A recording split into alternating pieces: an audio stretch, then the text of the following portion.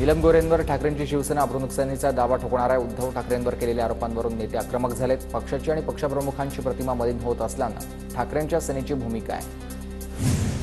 नीलम गोऱ्हे निर्लज्ज आहेत, त्यांचं कालचं वक्तव्य ही विकृती आहे। गोऱ्हे पक्षातून जाताना घाण करून गेल्यात। संजय राऊतांचा नीलम गोऱ्हेंच्या कालच्या वक्तव्यानंतर हल्लाबोल, तर साहित्य संमेलनात झालेल्या चिखलफेकीला पवारही जबाबदार, राऊतांचं विधान।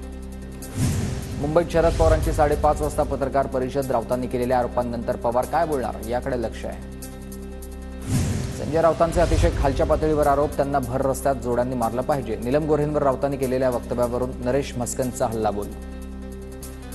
नीलमताईंना 6-7 वेळेस पद दिली, 12 मर्सिडीज कुठून आणल्या, अंबादास दानवेंकडून गोऱ्हेंचा नमक हराम असा उल्लेख, तर शिरसाट गुत्तेदारी करतायत। शिरसाटांनी एवढी संपत्ती कशी कमावली, तोंड उघडायला लावू नका, दानवेंचा हल्लाबोल। नीलम गोऱ्हेंच्या वक्तव्यावर त्यांच्याकडूनच उत्तर येणं अपेक्षित आहे। आम्ही त्यांच्या विधानावर बोलणं योग्य नाही, शिंदे गटाचे नेते शंभूराज देसाई यांचं विधान।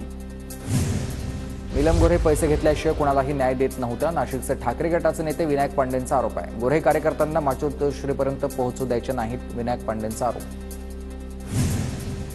ठाकरेंच्या शिवसेनेनं मराठवाड्यात पैसे घेऊन तिकीटं दिली, ठाकरेंनी निष्ठावंतांना तिकीट दिलं नाही, राऊतांच्या आरोपांनंतर संजय शिरसाटांचा पलटवार। विधानसभेमध्ये शिरसाटांनी 60 ते 70 कोटी वाटून निवडणूक जिंकली, शिरसाटांच्या आरोपांवर ठाकरे गटाचे नेते राजू शिंदेंचा पलटवार। नाशिकच्या विनायक पांडेंनी किती वेळा शिवसेना सोडली, म्हस्केंचा सवाल, तर पक्षामध्ये कुणी राहिलं नाही म्हणून पांडेंना पुढे केलंय, नरेश म्हस्केंचा हल्लाबोल। नीलम गोऱ्हेंच्या मुंबईतल्या घराबाहेर बंदोबस्त वाढवलाय, कालच्या आंदोलनानंतर गोऱ्हेंच्या घराबाहेरील बंदोबस्तात वाढ, ठाकरेंवर केलेल्या आरोपांनंतर गोऱ्हेंविरोधात ठाकरेंची शिवसेना आक्रमक। पंढरपुरात नीलम गोऱ्हेंच्या प्रतिमेला जोडे मारो आंदोलन, नीलम गोऱ्हेंच्या वक्तव्यानंतर ठाकरेंच्या शिवसेनेचे कार्यकर्ते आक्रमक। आमचे पीएस आणि ओएसडी देखील मुख्यमंत्री ठरवतात, आमच्या हातामध्ये काही राहिलं नाही, कृषी मंत्री माणिकराव कोकाटेंचं वक्तव्य। कृषी मंत्री माणिकराव कोकाटेंच्या अपिलावर आज महत्त्वपूर्ण सुनावणी, म्हाडाचा निकाल लाटल्याच्या आरोपपत्रात जिल्हा सत्र न्यायालयामध्ये सुनावणी, शिक्षेविरोधात माणिकराव कोकाटेंचं न्यायालयात अपील।